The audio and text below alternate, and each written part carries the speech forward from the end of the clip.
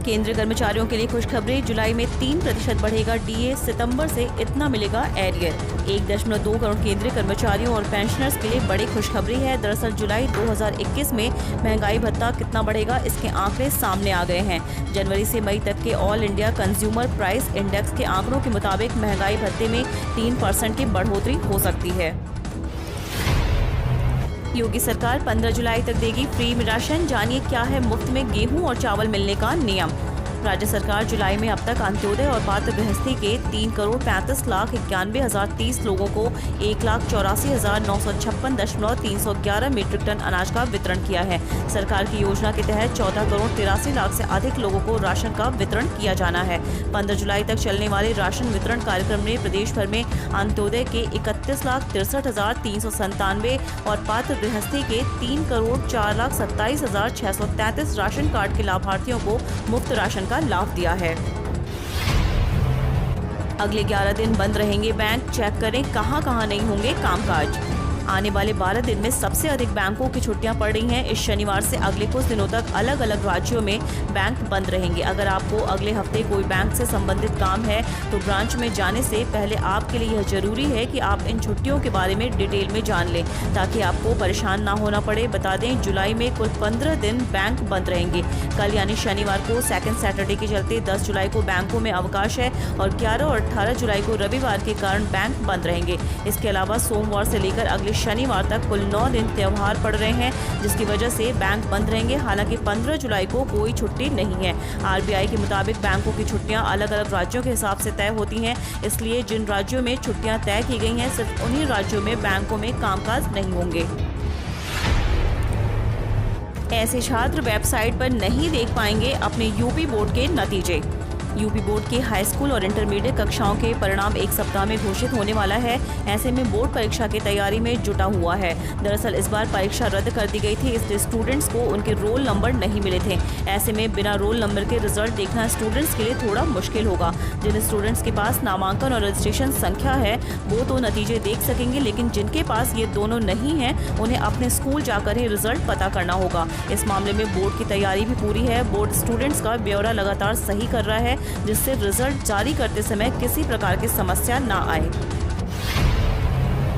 योगी सरकार 11 जुलाई को घोषित करेगी जनसंख्या नीति, जानिए क्या होगा खास। योगी सरकार 11 जुलाई को नई जनसंख्या नीति 2021-30 लाने जा रही है। इसमें मातृ मृत्यु दर, नवजात मृत्यु दर को कम करने की कोशिश होगी। मुख्यमंत्री योगी आदित्यनाथ खुद इस नीति को जनसंख्या दिवस पर जारी करेंगे। मुख्यमंत्री ने कहा, कुछ समुदाय में भी जनसंख्या को लेकर जागरूकता का अभाव है। ऐसे में समुदाय केंद्रित जागरूकता के प्रयास की जरूरत है। मुख्यमंत्री के सामने जनसंख्या नीति का मसौदा पेश किया गया। नीति के तहत वर्ष 2021-30 की अवधि के लिए परिवार नियोजन कार्यक्रम के अंतर्गत जारी गर्भ निरोधक उपायों की सुलभता को बढ़ाया जाएगा। सुरक्षित गर्भपात की समुचित व्यवस्था होगी। उन्नत स्वास्थ्य सुविधाओं के माध्यम से नवजात व मातृ मृत्यु दर को कम करने और नपुंसकता, बांझपन की समस्या के सुलभ समाधान उपलब्ध कराते हुए जनसंख्या स्थिरीकरण के प्रयास भी किए जाएंगे।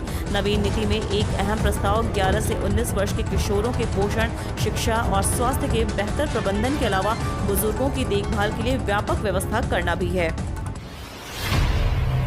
दोहराई गई पुरानी कहानी, भाजपा की धमाकेदार जीत, विपक्ष को नहीं मिले प्रत्याशी। जिला पंचायत अध्यक्ष चुनाव में विपक्ष की करारी हार के बाद ब्लॉक प्रमुख के चुनाव में भी पुरानी कहानी दोहराई गई।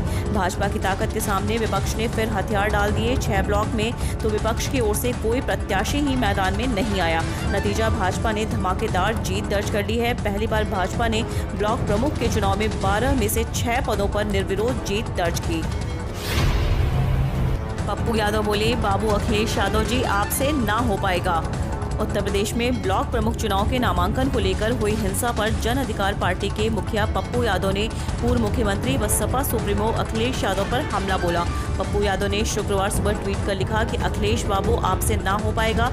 सड़क पर संघर्ष, इतनी बड़ी पार्टी, इतना संसाधन हो तो बीजेपी वालों की गुंडई और ढोंगी के दुशासन का होश ठिकाने लगा देता। पप्पू ने आगे लिखा कि एक बहन का बीच सड़क पर चीर हरण और आप आराम से बैठे हो। जेल से निकलता हूँ, संघर्ष के लिए पार्टी आउटसोर्स कर दीजिएगा, फिर दिखाते हैं। पंचायत चुनाव में हिंसा को लेकर मायावती बीजेपी से ज्यादा एसपी पर हमलावर, पूछा अब कहां गया हल्ला बोल तेवर। उत्तर प्रदेश में जिला पंचायत अध्यक्ष और उसके बाद ब्लॉक प्रमुख चुनावों को लेकर बीजेपी सपा के बीच छिड़े घमासान को लेकर बसपा सुप्रीमो मायावती ने दोनों दलों पर हमला बोला है। मायावती ने शुक्रवार को कहा कि उनकी पार्टी ने इसी तरह की आशंका के चलते यह चुनाव नहीं लड़ा। मायावती ने ट्वीट के जरिए सपा को निशाने पर लिया। उन्होंने कहा कि सपा की सरकार में भी ऐसा ही होता था, इन्हीं वजहों से बसपा ने यह चुनाव नहीं लड़ा। उन्होंने पूर्व मुख्यमंत्री अखिलेश यादव का नाम लिया, बगैर उनकी पार्टी सपा पर तंज कसते हुए कहा कि अब उनका हल्ला बोल तेवर कहाँ गया। पेट्रोल डीजल की कीमतों में लगी आग, आज ठंडी कच्चे तेल में फिर लौटी तेजी। इस हफ्ते में 5% टूटने के बाद कच्चे तेल में फिर तेजी लौट आई है। हालांकि आज देश में पेट्रोल डीजल की कीमतों में लगी आग शांत है। आज यानी शुक्रवार को पेट्रोलियम कंपनियों ने पेट्रोल डीजल के दाम में कोई बदलाव नहीं किया है। इसके बावजूद दोनों ईंधन की कीमतें रिकॉर्ड ऊंचाई पर हैं। देश में सबसे महंगा पेट्रोल और डीजल राजस्थान के श्री गंगानगर में है। दिल्ली एनसीआर में आज फिर होगी राहत की बारिश। बिहार यूपी में भी बरसेंगे बादल, जाने मौसम का हाल। मानसून की बारिश का इंतजार कर रहे दिल्ली एनसीआर के लोगों को जल्द ही राहत मिलने वाली है। दिल्ली एनसीआर में जारी गर्मी के बीच आज भी राहत मिलने का अनुमान है। मौसम विभाग के अनुसार शुक्रवार को दिल्ली में गरज के साथ बारिश होगी। वहीं बिहार में भी बारिश का मौसम बना हुआ है और बारिश के आसार हैं। उत्तर प्रदेश के भी रामपुर समेत कई इलाकों में आज बारिश होने वाली है। मौसम विभाग की माने तो दिल्ली में मानसून जल्द ही दस्तक देने वाला है। उत्तर प्रदेश, मध्य प्रदेश, छत्तीसगढ़, बिहार, कर्नाटक, केरल, झारखंड, ओडिशा, तमिलनाडु समेत कई राज्यों में आज मध्य से लेकर भारी बारिश की